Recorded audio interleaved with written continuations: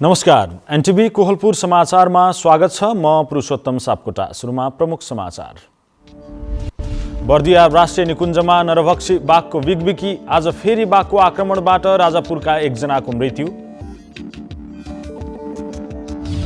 मुगुका दुर्गम पालिकाहरू सडक सञ्जालले जोड्ने क्रम बढ्यो। मुगु कर्णालीमा बेली ब्रिज बनेपछि सदरमुकामसँग सोरु गाउँपालिकाको सोझो सम्पर्क। जिल्लामा यस वर्ष जुनार उत्पादनमा वृद्धि भए पनि बजार नपाएपछि डडेलधुराका किसान चिन्तित। शीत भण्डारको व्यवस्था नहुँदा मर्कामा। जापानसँग वार्तामा बस्न तयार रहेको दक्षिण कोरियाका राष्ट्रपति मुन जाए इनको भनाई। जापानी उपनिवेशबाट स्वतन्त्र भएको दिनको स्मरण। समाचार अब विस्तारमा। बर्दियामा पाटे बाघको आक्रमणबाट आज फेरि एकजनाको मृत्यु भएको छ। बर्दियाको राजापुर नगरपालिका 10 का 65 वर्षीय लालबहादुर थारूको बाघको आक्रमणबाट मृत्यु भएको हो। मृतकलाई बर्दिया राष्ट्रिय निकुञ्जको मध्यवर्ती क्षेत्रमा पर्ने गेरुवा गाउँपालिका 6 नरङ्गापुरका भैँसी चराउन गएको बेला आज दिउँसो बाघले आक्रमण गरेको हो। आक्रमणमा परेका थारूलाई स्थानीयवासी, निकुञ्ज प्रशासन तथा नेपाली सेनाको टोलीले हात्तीको सहायताले खोजी गरेको बर्दिया राष्ट्रिय निकुञ्जका प्रमुख विष्णु प्रसाद श्रेष्ठले जानकारी दिनुभयो। पछिल्लो समय बर्दिया राष्ट्रिय निकुञ्ज आसपासमा बाघले मानिसहरूलाई आक्रमण गर्ने क्रम बढ्दै गएको छ। गएको पुस 17 गते कर्णाली चिसापानी सडक खण्डमा मोटरसाइकलमा यात्रा गरेकी एक महिलालाई बाघले आक्रमण गर्दा उनको पनि मृत्यु भएको थियो। बर्दियाको खादा करिडोर र गेरुवा गाउँपालिका क्षेत्रमा मात्रै 1 वर्ष यता बाघको आक्रमणबाट 6 जनाको मृत्यु भइसकेको छ। यसैबीच बर्दिया राष्ट्रिय निकुञ्जको पूर्व पश्चिम राजमार्गमा एम्बुलेन्सको ठक्करबाट घाइते भएको पाटे बाघको खोजी भइरहेको निकुञ्जले जनाएको छ। राष्ट्रपति विद्यादेवी भण्डारीले मन्त्री परिषदको सिफारिसमा आगामी फागुन 23 गतेका लागि प्रतिनिधि सभाको अधिवेशन आह्वान गर्नुभएको छ। उक्त दिन अपराह्न 4 बजे अन्तर्राष्ट्रिय सम्मेलन केन्द्र नयाँ बानेश्वरमा अधिवेशन हुनेछ। नेपाल सरकारको सिफारिसमा नेपालको संविधानको धारा 93 को उपधारा 1 बमोजिम सो अधिवेशन आह्वान गरिएको राष्ट्रपतिको कार्यालयका प्रवक्ता जगन्नाथ पन्थले विज्ञप्ति मार्फत आज जानकारी दिनुभएको हो। मुगु जिल्लाको सोरु गाउँपालिका 8 तारापानी स्थित मुगु कर्णालीमा बेली ब्रिज निर्माण सम्पन्न भएको छ। बेली ब्रिज बनेपछि दुर्गम क्षेत्रको रूपमा चिनिएको सोरु अब जिल्ला सदरमुकामसँग सोझो सम्पर्कमा जोडिएको छ भने स्थानीयलाई आवत जावत गर्न निकै सहज भएको छ।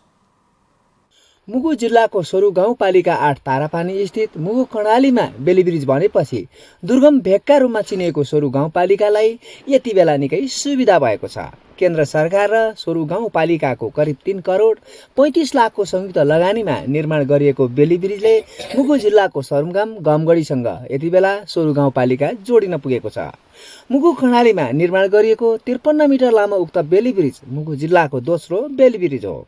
सडक र पुल निर्माणले त्यस क्षेत्रका बासिन्दाहरूलाई आवत जावत गर्न सुविधा हुनुका साथै निर्माण सामग्री समेत गाउँमै पुग्न थालेपछि विकास निर्माणमा टेवा पुगेको छ। बाटो र पुल नबनेको विगतको समयमा सरुमगाम गमगढी पुग्न 2 दिन पैदल हिँड्नुपर्ने उक्त बाटो अहिले 3 घण्टामा पुग्न थालेपछि त्यस भेगका बासिन्दाहरूमा अत्यन्तै खुसी छाएको छ। यस्तो पुल आला बाटोघाटो खुलला भनिकन हाम्रो के सुचियो। अब सरकार दया भयो, सँगै बाटोघाटो खुल्यो, हामीलाई सुविस्ता भयो। मलाई चाहिँ भनेको राम्रो भएछ। अहिले चाहिँ बुवाबादेखि लिएर कहाँबाट कहाँसम्म गएको थिएँ। अहिले चाहिँ हामीले लगभग तारापानीदेखि लिएर सोरकोटसम्म चाहिँ गाडी चल्न हामीलाई राम्रो भएछ। उद्घाटनपछि यातायात सुचारू गरिए पनि पुलका दुईतिरका पिल्लरलाई मजबुत बनाउन रु 80 लाख बराबरको काम बाँकी रहेको कुरा सोरु गाउँपालिका प्रमुख लोकबहादुर साई बताउनुहुन्छ। सडक स्तर उन्नतिका साथै बेली ब्रिजको सट्टा पक्की पुल निर्माण गरिदिए त्यस क्षेत्रका बासिन्दाहरूमा थप खुसी छाउने बुद्धिजीवीहरूको तर्क छ। कविराज कार्की, नेपाल टेलिभिजन, कर्णाली प्रदेश, मुगु। पहाडी तथा हिमाली जिल्लाका दुर्गम क्षेत्रमा समेत सडक पूर्वाधार विकासमा तीनै तहका सरकार सक्रिय छन्। यसले दुर्गम क्षेत्रका नागरिकहरूलाई कस्तो प्रभाव पारेको छ त? आज हामीले मुगुका केही स्थानीयलाई सोधेका छौँ। हेरौँ आजको आवाजमा।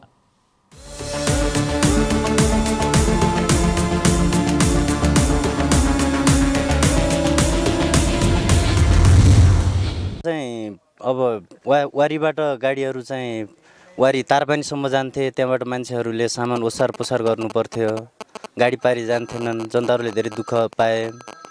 अब यो बेलिब्रिज पुल लागेपछि डाइरेक्ट सुर्कोटसम्म गाडीहरू जान्छन् र मान्छेहरूलाई धेरै सहज पनि भएछ। त्योभन्दा छिटो चाहिँ पक्कै पुल बन्न पाए झनै राम्रो हुन्थ्यो भन्ने हाम्रो सोचाइ छ। बेलिब्रिज बन्दाखेरि हामीलाई एकदम राम्रो सुविधा भइरहेछ। पहिला हामी किनभने हामी 3-4 घन्टाभन्दा बढी नै लाग्थ्यो हिँडेर, अहिले चाहिँ जे होस् गाडीमा सर 1 घन्टामा 1.5 घन्टामा पुगिन्छ र 1-2 ठाउँ बाटो अलि अप्ठ्यारो छ, यसको पनि मेन्टेनेन्स हुनेछ भन्ने आशा राख्दछु।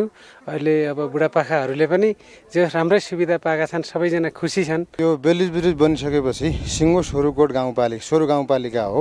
सोरु गाउँपालिकाको आम जनतालाई चाहिँ एकदम सहजको अनुभूति भएको छ।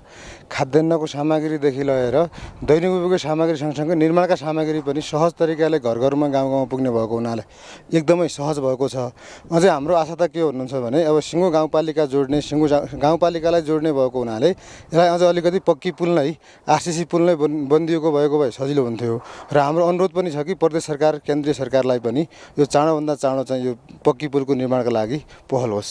पहिला त समस्या थियो, अब झोला बोकेर बच्चा बोकेर हामीले 2-3 दिनको बाटो गर्ने माइत पहिल गर्दाखेरि धेरै गाह्रो थियो। अहिले त धेरै सुविधा छ, बिहान जान्छौँ बेलुका आउँछौँ। यहाँबाट खाना खाएर त्यहाँ सोरकोटै पुग्छौँ, सोरकोटबाट खाना खाएर यहीँ पुग्छौँ। पहिला त बाटोमा गाह्रो हुन्थ्यो, अहिले जे होस् डेलिभरी पुल लाउँदाखेरि पनि अहिले धेरै सुविधा भयो। हजुर, यो बेलिब्रिज बन्नुभन्दा पहिला हामीलाई चाहिँ जिल्ला सदरमुकाममा आउनलाई सोरकोटदेखि कम्तीमा 2 दिन 2.5 दिन लाग्थ्यो भने अहिले बेलिब्रिज बन्यो, गाडीको सुविधा पुग्यो। बेलिब्रिजले गर्दाखेरि हामीलाई चाहिँ सोरकोट र गमगढीसँग जोडियो र अहिले हामी 2-3 घन्टामै लगभग हामी सोरकोट पुग्न सक्छौँ।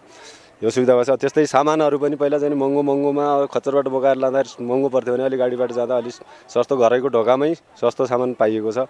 अन्य पनि जुनसुकै सामान ढुवानी गर्दा पनि सस्तोमा गर्न पाइएको छ, छिटो छरितो र अनि राम्रो सुविधा दिएको छ बेलिब्रिजले भनौँ न। योभन्दा अगाडि हामीले धौधौ गरी हिँड्यौँ, अहिले अब पुल लाग्यो हके भए हामीले धेरै सुविधा पायौँ। अहिले हामीकन सुविधा आउँदै पनि हामीकन धैन पुर्याउन पाएले झन् सुविधा हुने थियो भन्ने आशा दिएका हौँ। अहिले धेरै सुविधा भइरहेछ होइन। पहिला हामी जाँदाखेरि त यहाँको गुमगढीदेखिको तल तारापानी बास बस्थ्यौँ, ऐदेखिको गाउँ पुग्दाखेरि खुट्टा दुख्थ्यो, ज्याकै यताउति हुन्थ्यो, खानालाई बास बस्नु गाह्रो हुन्थ्यो। अहिले त यहाँदेखि सिधै पुल लाग्ने बेला पारी सोरकोट जाने बेला त राम्रो भएछ। अझै राम्रो पक्की पुल गरिदिया राम्रो हुन्थ्यो। अझै त्यहाँभन्दा पनि एकदम चाग्लो बाग्लो राम्रो पुल भइदिया, रोड बाटो राम्रो भइदिया, यति चाग्लो राम्रो भइदिया झन् राम्रो हुन्थ्यो।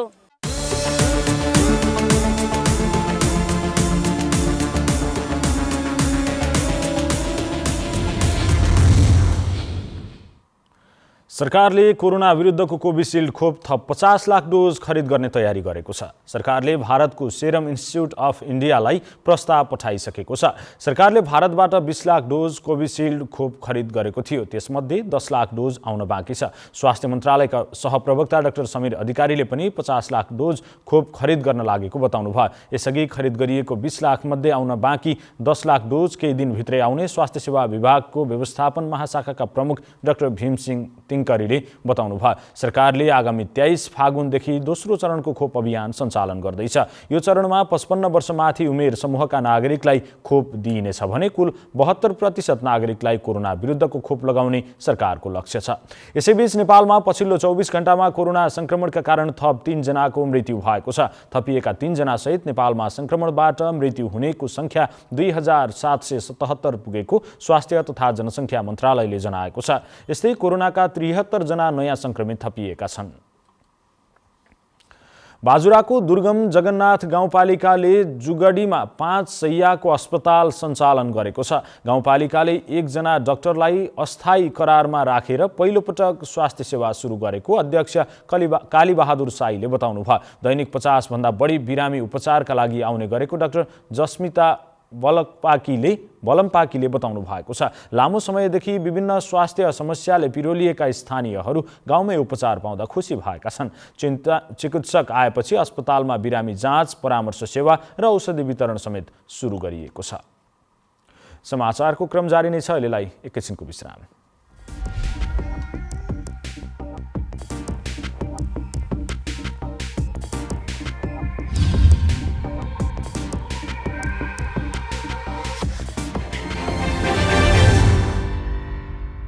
लामो समयसम्म हामी बन्दाबन्दी वा चाहिँ निषेधाज्ञा लागू गरेर चाहिँ सङ्क्रमण दरलाई नियन्त्रण गर्ने बाटोमा अगाडि बढ्न सक्ने अवस्था रहँदैन। आवश्यकता अनुसार हामी एरिया बन्दी गरेर चाहिँ ट्रेसिङको काम अगाडि बढाउनेछौँ। अन्यथा हामी आर्थिक क्रियाकलाप सँगसँगै महामारी विरुद्धको लडाइँ अगाडि बढाउनु पर्नेछ। त्यस अर्थमा सम्पूर्ण दाजुभाइ दिदीबहिनीहरूले सकेसम्म चाहिँ आवश्यकताभन्दा बढी गतिविधि मुभमेन्टहरू नगर्नका लागि म अनुरोध गर्न चाहन्छु। घर बाहिर निक्लनु पर्दाखेरि अनिवार्य रूपमा स्वास्थ्य सुरक्षा मापदण्ड प्रयोग गर्ने, मास्क लगाउने र कुनै पनि वस्तुलाई छोइसकेपछि, सार्वजनिक स्थानका वस्तुहरूलाई छोइसकेपछि सेनिटाइज गर्ने वा चाहिँ साबुन पानीले हात धुने जस्ता मापदण्डहरू प्रयोग गर्ने र एकअर्को व्यक्तिबाट चाहिँ निश्चित दूरी बनाएर चाहिँ संवाद गर्ने खालको तरिका प्रयोग गर्यो भने यो महामारी विरुद्ध हामी आफूलाई सुरक्षित गर्न सक्छौँ। त्यो दिशामा सम्पूर्ण दाजुभाइ दिदीबहिनीहरूको सहयोग हुनेछ भन्ने विश्वास र अपेक्षाका साथ म हार्दिक अनुरोध गर्न चाहन्छु। जनचेतनाका लागि लुम्बिनी प्रदेश सरकार, मुख्यमन्त्री तथा मन्त्री परिषदको कार्यालय रूपन्देही। विश्रामपछि समाचारमा पुनः स्वागत छ। अब बाँकी समाचार। लुम्बिनी प्रदेशका सभामुख पूर्णबहादुर घरतीले कानुन हतारमा बनाउने चिज नभएको बताउनु भएको छ। आज रूपन्देहीमा आयोजित एक कार्यक्रममा सभामुख घरतीले लुम्बिनी प्रदेशले अन्य प्रदेशभन्दा बढी कानुन निर्माण र कामहरू गरेको भए तापनि कार्यान्वयनको पक्षले गति लिन नसकेको बताउनु भयो। उहाँले कार्यान्वयनको पक्षमा सबैले खबरदारी गर्नुपर्ने आवश्यकता रहेको औल्याउनु भयो।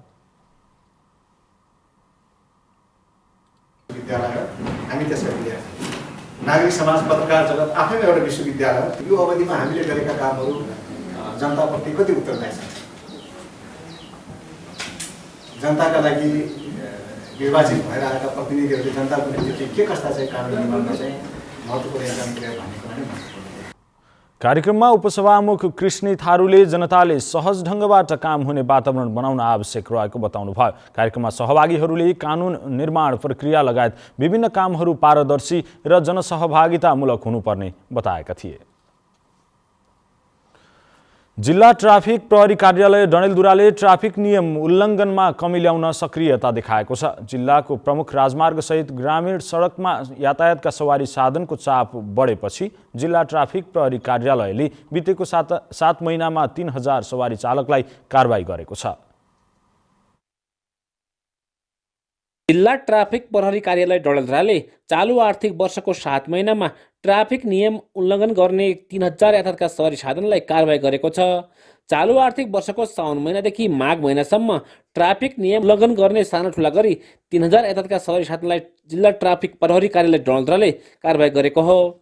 जसमा 117 बस, 750 ट्रक, 1311 जीप, 548 मोटरसाइकल, 272 ट्र्याक्टर र 47 अटो रिक्सा गरी 3000 यातायातका सवारी साधनलाई कारबाही गरेको हो। जसबाट 17,89,000 राजस्व सङ्कलन समेत गरेको जिल्ला ट्राफिक प्रहरी कार्यालय डडेलधुराका प्रमुख देवबहादुर खत्रीले बताउनुभयो। 77-78 को श्रावण महिनादेखि फागुन महिनाको 15 गतेसम्म र सभा दुर्घटना सम्बन्धीका जो गाडी कारबाही परेका छन् तीमध्येलाई हामीले किन जथाभावी पार्किङ गर्ने, मान्छे क्षमताभन्दा बढी मान्छे हाल्ने, बिना हेलमेट चलाउने, 3-3 जना सवारलाई बोक्ने, तिनीहरूलाई हामीले कारबाही गर्दाखेरि हामीले हाम्रो चाहिँ श्रावणदेखि फागुन 15 गतेसम्मको 3250 सवारी साधनलाई कारबाही गरेका छौँ। तीमध्येमा को राजस्व उठेको रकम 19,49,000 राजस्व उठाएको छ। ट्राफिक नियमको उल्लङ्घन गरेर यातायातका सवारी साधन सञ्चालन गर्ने क्रम बढेसँगै जिल्ला ट्राफिक प्रहरी कार्यालय डडेलधुराले पनि चेक जाँचमा कडाई गरेको हो। पछिल्लो समयमा मापसे चेक जाँचलाई पनि कडाई गरिएको छ। ट्राफिक प्रहरीको सक्रियता बढाएपछि कारबाहीमा पर्ने यातायातका सवारी साधनको सङ्ख्यामा वृद्धि भएको कार्यालयले जनाएको छ। प्रकाश बहादुर भाट, एनटिभी कोहलपुर, सुदूरपश्चिम प्रदेश, डडेलधुरा। स्थापना कालदेखि घर बहालमा बसेर कार्य सम्पादन गर्दै आएको जिल्ला ट्राफिक प्रहरी कार्यालय रूपन्देहीको नयाँ भवन निर्माण भएको छ।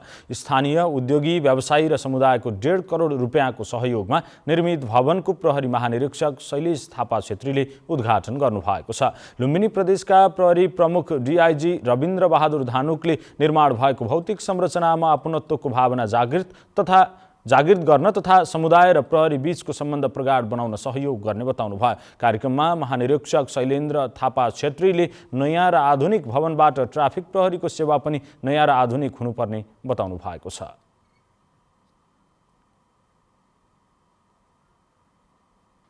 डडेलधुरामा अघिल्लो वर्षको तुलनामा यो वर्ष जुनार उत्पादन निकै बढेको छ। उत्पादनमा वृद्धि भएपछि खुसी भएका जिल्लाका ग्रामीण क्षेत्रका किसानहरू जुनारले बजार नपाउने भएपछि चिन्तित बनेका छन्। जुनारले बजार नपाउँदा चिन्तामा परेका भागेश्वर गाउँपालिका 4 का कृषक लोकेन्द्र प्रसाद जैसीले बताउनु भयो। बजारमा अझै पनि जुनारको उचित मूल्य नहुँदा बारीमै जुनार सडेर जान लागेको उहाँको भनाइ छ।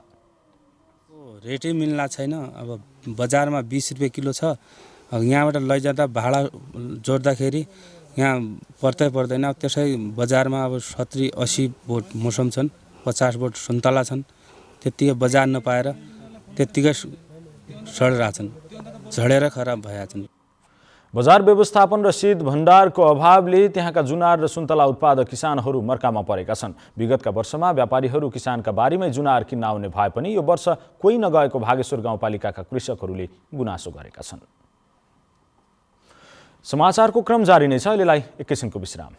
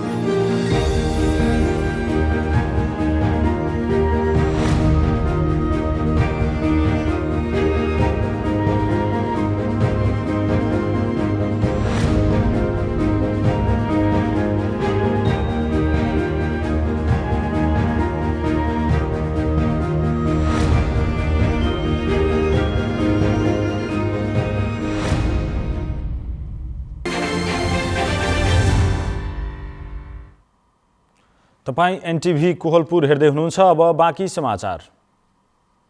कैलालीको जानकी गाउँपालिकाले कर्णाली नदीमा ठेक्कामा दिएको क्षेत्रभन्दा अन्यत्रैबाट नदीजन्य पदार्थ उत्खनन भइरहेको छ। पालिकाले आफ्नो क्षेत्रमा वातावरणीय प्रभाव मूल्याङ्कन गर्ने 5 वटा बिन्दुमा 81,000 घनमिटर नदीजन्य स्रोत उत्खनन गर्न 71 लाख रुपियाँमा ठेक्का लगाएको छ। प्रतिवेदनले नदीको भङ्गालोको बीचमा थुप्रिएका 5 ठाउँबाट ढुङ्गा, गिटी, बालुवा गरी 90 सेन्टिमिटरसम्म उत्खनन गर्ने अनुमति दिएको थियो। गाउँपालिकाले गरेको वातावरणीय प्रभाव मूल्याङ्कनमा शिवशक्ति सामुदायिक वन नजिकदेखि जगतपुर वन घुस्रासम्म 460 मिटर क्षेत्रबाट ढुङ्गा, गिटी, बालुवा उत्खननको अनुमति पाएको निराजन कन्स्ट्रक्सनले त्योभन्दा करिब 1.5 किलोमिटर यतै मालझुलामा बोर्ड लगाएर शुल्क उठाउन थालेको छ।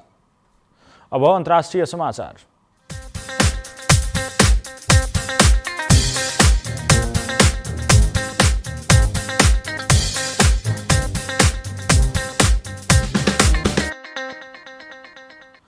दक्षिण कोरियाका राष्ट्रपति मुन जाए-इनले दक्षिण कोरिया जापानसँग वार्तामा बस्न तयार रहेको बताउनु भएको छ। राष्ट्रपति मुनले दक्षिण कोरिया यी दुई देश बीचका कैयौं ऐतिहासिक तथा व्यापारिक विषयमा वार्ता गर्न तयार रहेको बताउनु भएको समाचारहरूमा उल्लेख गरिएको छ। दक्षिण कोरियाको 102औं स्वतन्त्रता दिवसको अवसरमा बोल्दै उहाँले दुई देश बीचको समस्याको समाधानको प्रयासले असमझदारीहरू हट्नेछन् भन्ने विश्वास व्यक्त गर्नुभयो। आजकै दिन कोरियाली प्रायद्वीप जापानी उपनिवेशबाट स्वतन्त्र भएको थियो। दक्षिण कोरिया र जापान बीचको सम्बन्ध विगतका केही मुद्दाहरूका कारण राम्रो हुन सकेको छैन। अब आर्थिक समाचार।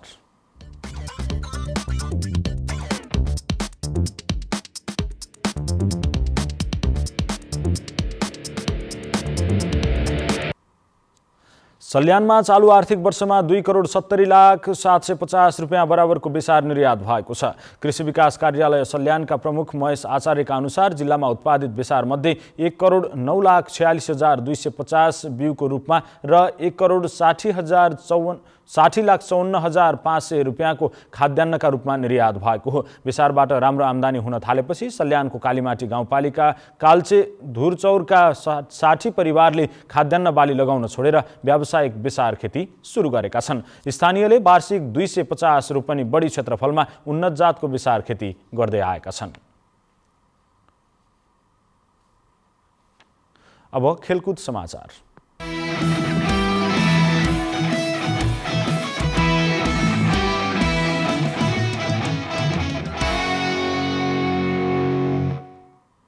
रूपन्देहीमा जारी Nepal telecom Rupandehi super league cricket प्रतियोगिता अन्तर्गत डिभिजन ए को खेलमा बुद्ध क्रिकेट क्लब सेमिफाइनलमा प्रवेश गरेको छ।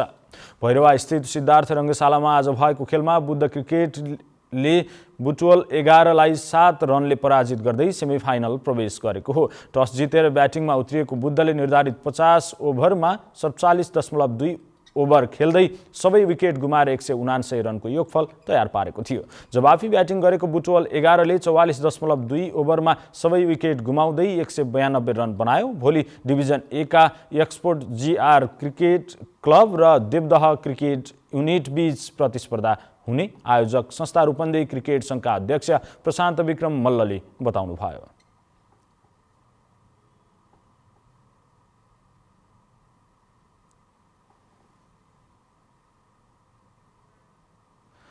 आगामी चैतमा महिला क्रिकेट प्रतियोगिता हुने भएको छ। नेपाल क्रिकेट संघ क्यानले अर्को महिनाको T20 प्रतियोगिता आयोजना गर्न लागेको हो। प्रतियोगितामा 5 टिमले प्रतिस्पर्धा गर्नेछन् भने T20 फर्म्याटमा खेल खेलाइने आयोजकले जनाइएको छ।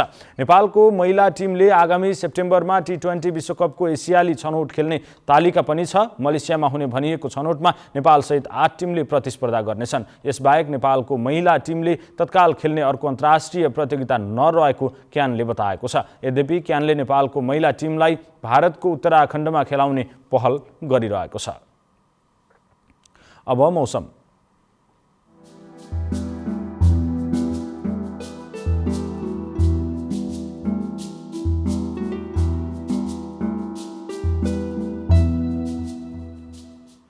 आज देशका पूर्वी क्षेत्रका केही प्रदेश तथा कर्णाली र सुदूरपश्चिम प्रदेशका उच्च पहाडी तथा हिमाली भूभागहरूमा आंशिक बदली भएको छ। मौसम पूर्वानुमान महाशाखाका अनुसार आगामी 24 घण्टामा पूर्वी क्षेत्रका प्रदेशसँग सुदूरपश्चिम प्रदेशका उच्च पहाडी तथा हिमाली भूभागहरूमा आंशिक बदली र बाँकी भूभागहरूमा मौसम सामान्यतया सफा रहनेछ। अब मौसम सम्बन्धी थप विवरण।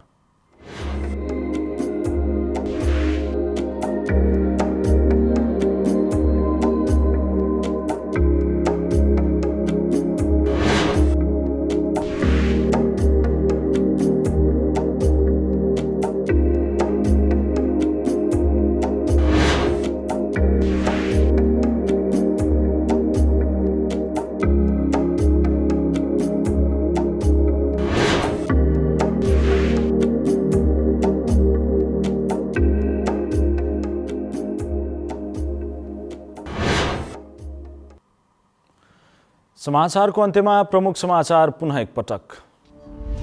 बर्दिया राष्ट्रिय निकुञ्जमा नरभक्षी बाघको बिगबिकी। आज फेरि बाघको आक्रमणबाट राजापुरका एकजनाको मृत्यु। मुगुका दुर्गम पालिकाहरू सडक सञ्जालले जोड्ने क्रम बढ्यो। मुगु कर्णालीमा बेली ब्रिज बनेपछि सदरमुकामसँग सोरु गाउँपालिकाको सोझो सम्पर्क। जिल्लामा यस वर्ष जुनार उत्पादनमा वृद्धि भए पनि बजार नपाएपछि डडेलधुराका किसान चिन्तित। शीत भण्डारको व्यवस्था नहुँदा मर्कामा। जापानसँग वार्तामा बस्न तयार रहेको दक्षिण कोरियाका राष्ट्रपति मुन जाए इनको भनाई। जापानी उपनिवेशबाट स्वतन्त्र भएको दिनको स्मरण। हवस् त अहिलेलाई समाचारको सिलसिला यति नै। बिदा दिनुहोस्। नमस्कार।